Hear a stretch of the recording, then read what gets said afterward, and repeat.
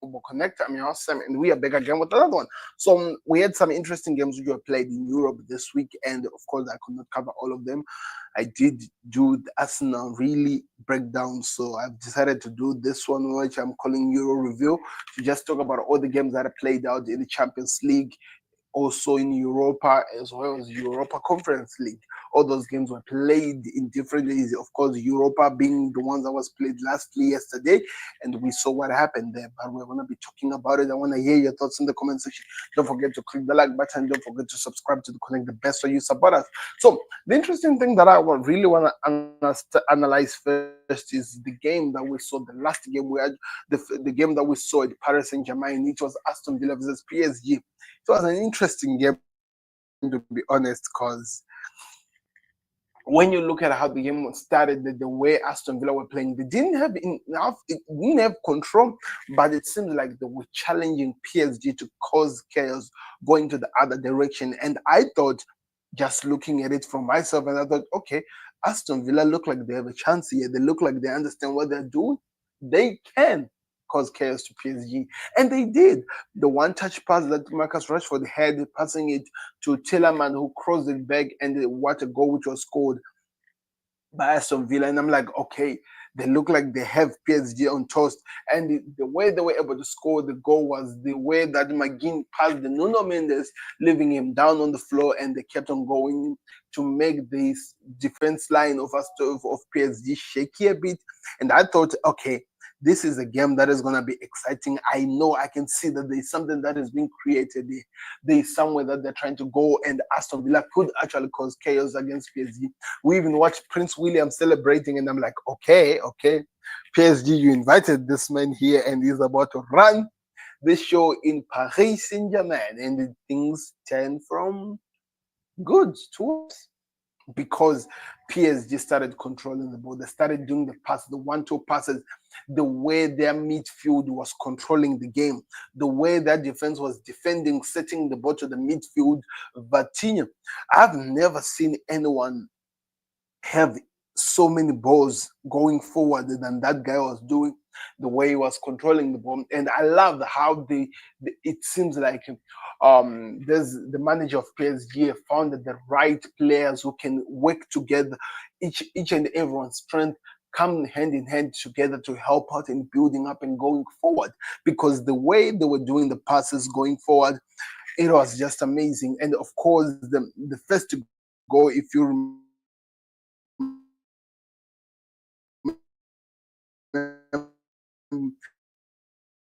it was a solo goal which was scored.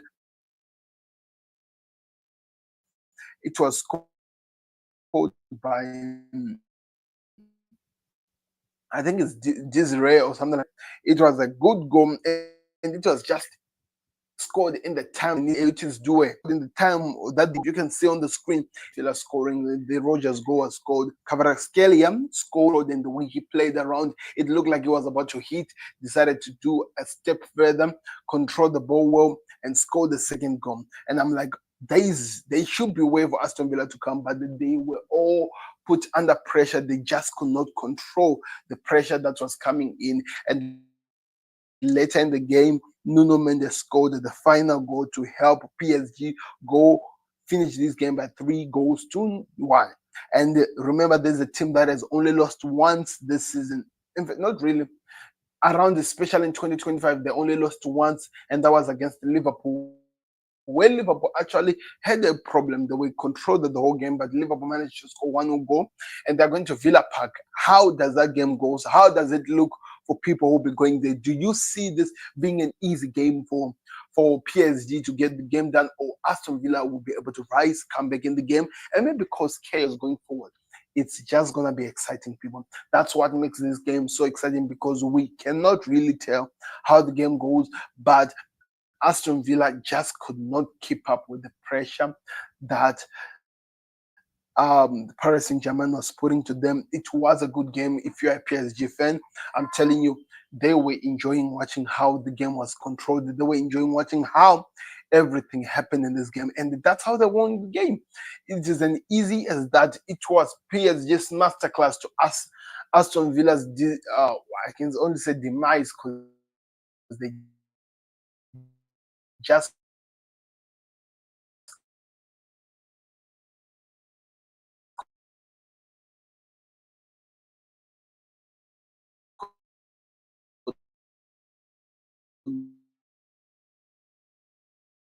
not come back in this game.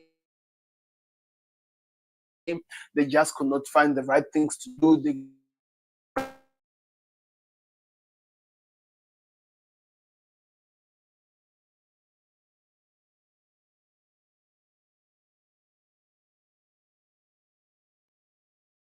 the defender of Barcelona. I'm trying to remember. Yeah, is it Kubas? Yeah, I think it's Kubas. Paul Kubas. He stole a goal which he had scored because Kubas had an amazing touch and he kicked it so well. The ball was going at the back of the net. Then I have no idea what happened. I have no idea why Rafinha had to reach out to get the ball to cause that. It just did not make sense for me. So it felt, looking at it, that it feels like he stole the goal. It was supposed to be a Kuba's goal, and Rafinha took that away from the young kid. But anyway, watching the game, really, Barcelona had control. They did everything. And also, you have to understand, Rafinha had not scored a goal. I think only 2 goals. This is his third goal since December somewhere. It has not been easy for him. So he had to do that maybe. But Barcelona had everything under control.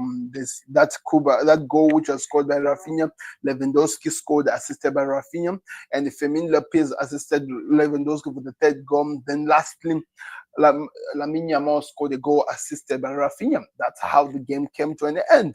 Borussia Dortmund could not copy with it, and as well they couldn't because they were playing with a makeshift defense. Emre Can is not a defender; he's a midfield, but he had to be there because they were missing that number. That's their defenders, and it looks like they're going forward. If you look at how things look like right now, it looks like they're going forward, Barcelona, and I cannot wait to see what happens as the season progresses, the games progress. They have everything under control. If you are looking at it from those eyes, then we got to the games which were exciting, and I'm not gonna really go into depth with them because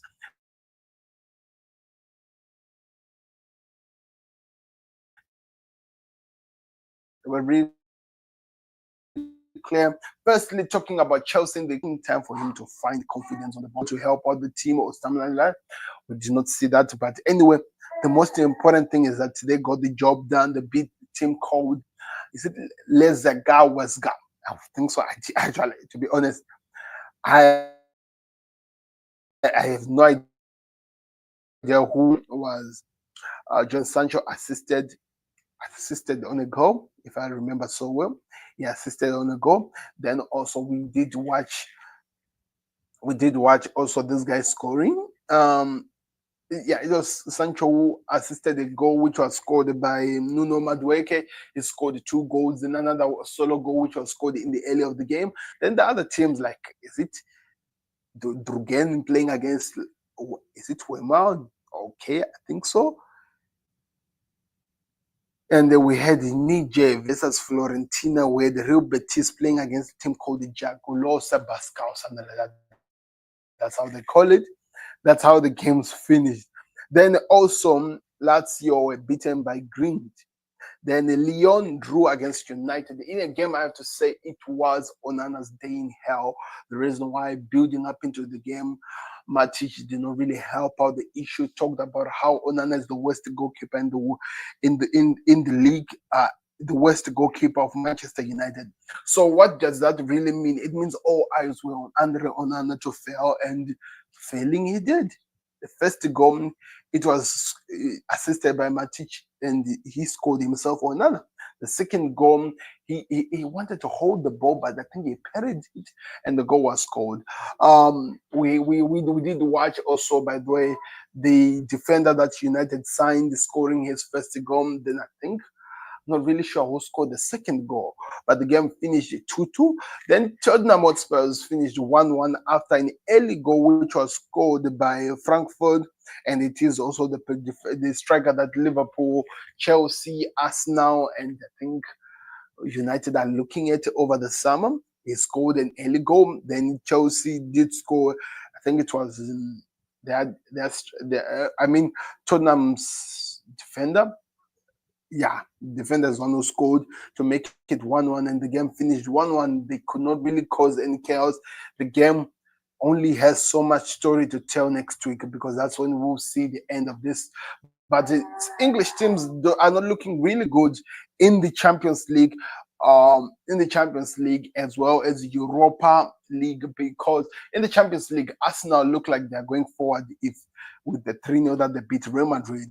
But Aston Villa coming back from 3-1, it's going to be interesting at Villa Park. That's why we love football. United Lyon, they're coming to Old Trafford. Can United actually win this game at their own home ground? Tottenham versus Frankfurt. Tottenham will be going to Frankfurt.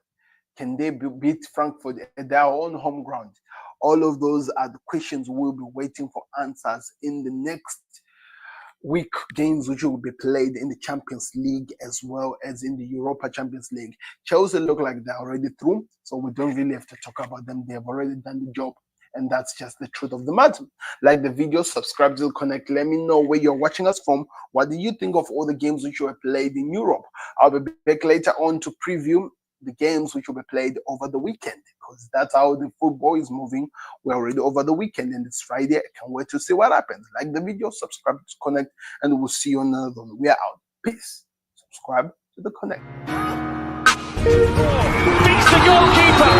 You're just lost for words. He is just brilliant. Georgie Best, Diego Maradona, Johan